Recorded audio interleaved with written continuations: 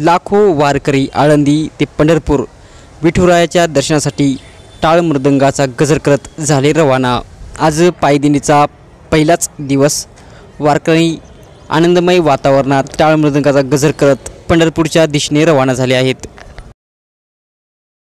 नमस्कार, मी सोंडके, प्रसार मराठी न्यूज मध्ये स्वागत आहे। आज ज्ञानेश्वर माऊली जे पायदिंडीचा पहिला दिवस आहे, यात लाखो वारकरी सहभागी झालेले आहेत।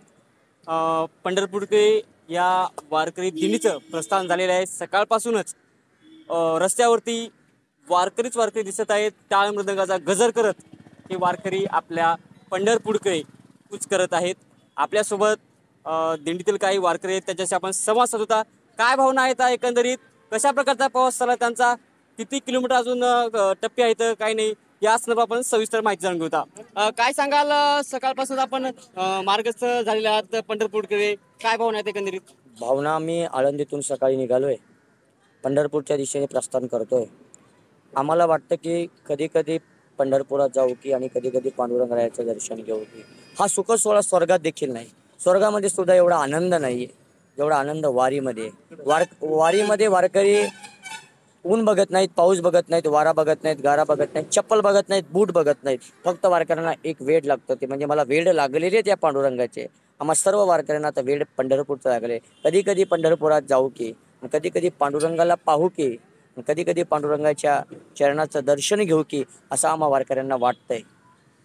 नक्की आतापर्यंत किती प्रवास झाला आतापर्यंत? आम्ही आतापर्यंत एक 13 किलोमीटर प्रवास केलाय, पण 13 किलोमीटरचा प्रवास कधी झाला हे आम्हाला कळलं नाही। साधं सकाळी मॉर्निंग वॉकला जर उठलं तर माणसाला थकवा येतो, कुठं शेतकऱ्यांना शेताकडे जरी जायचं असेल तर थकवा येते, पण इथं वारकरी आतापर्यंत आजचा 13 किलोमीटरचा प्रवास केलाय, पण कुठलाच वारकरी आमचा थकलेला नाहीये। का तर सगळ्यांच्या मुखामध्ये ज्ञानोबा आहे, तुकोबरा आहे, सगळ्यांच्या हातामध्ये टाळ आहेत, विना आहेत, झेंडेकरी आहेत, महिलांच्या डोक्यावर तुळस आहे, कळस आहे। म्हणजे आम्हाला कुठल्याच प्रकारचं असं दुःख नाही, आम्हाला सुख आहे, आम्हाला आनंद आहे। का आनंद आहे? पंढरपुरात जाऊन कधी माझ्या देवाला, कधी माझ्या बापाला, माझ्या रुक्मिणी मातेला पाहू, एवढंच आमच्या मनात आहे।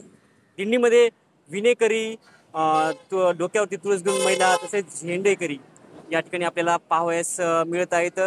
कोणताही थकवा न जाणवता या ठिकाणी आतापर्यंत 13 ते 14 किलोमीटरचा प्रवास वारकऱ्यांनी केलेला आहे आणि हेही असा प्रवास चालूच राहणार आहे। तर आपण नवीन काही वारकऱ्यांशी संवाद साधूया। आपल्यासोबत विनेकरी आहेत, विनेकरी यांच्या काय भावना येतात ते आपण जाणून घेऊया। काय वाटतं? रामकृष्ण हरी महाराज। आल्याने संसारा झारे पंढरपुरा, दिनाचा सोयरा पांडुरंग। खरोखरच मला त्या पांडुरंगाची वड लागलेली आहे आणि मला वाटते कवा कवा माझ्या पांडुरंगाला पाहावं, मग कवा कवा पाहावं आणि कवा कवा जावं। मला थकवा कोण्या प्रकारचा आला नाही असं मला पांडुरंगाचं पाहावं वाटतं। नक्कीच पांडुरंगाचं ओढ लागलेले हे वारकरी आहेत आणि पांडुरंगाचं दर्शन घेतल्याशिवाय ना चैन मिळणार नाही। आपल्यासोबत अजूनही काही वारकरी आहेत, त्यांच्या भावना आपण जाणून घेऊया। दिंडीमध्ये सहभागी झाले, नेमकं काय भावना आहेत, काय सांगशील? काय आपला खूप आनंद होतो, चालण्यामध्ये काय अडचण नाही, काय विषय नाही। किती प्रवास केलास आतापर्यंत?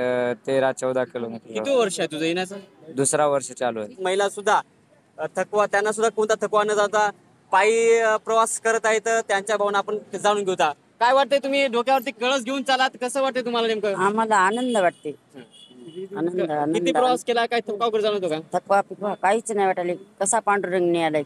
काय वाटतंय, आपण तुळस घेऊन चाललात, प्रवास करत आहात, कसं काय भावना आहेत? खूप खूप आनंद वाटते। मला तर वाटते असे तुळस कधीच असे मी अशी जिंदगी याच्यात पण खाली ठेवूच नाही वाटते। हो, रोजही असं चाला वाटते। किती वर्ष आहे? पहिलंच वर्ष आहे माझं।